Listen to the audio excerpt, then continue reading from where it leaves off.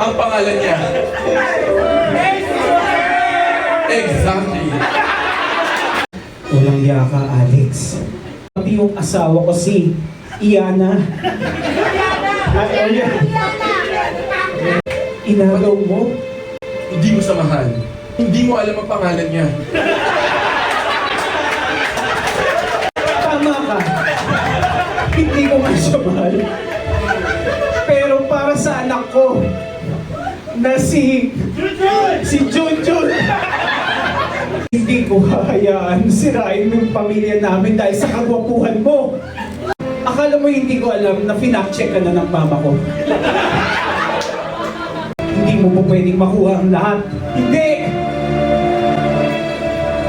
Sabihin mo ang pangalan ko. Gusto kong marinig ang pangalan ko. Para malaman mong mahal mo ako. Oh, Alex! Mahal kita! Alex. Alex ang pangalan mo. Alex, ang pangalan mo. Bakit di natin tanungin ang mga tao? Ano ang pangalan niya? Exactly.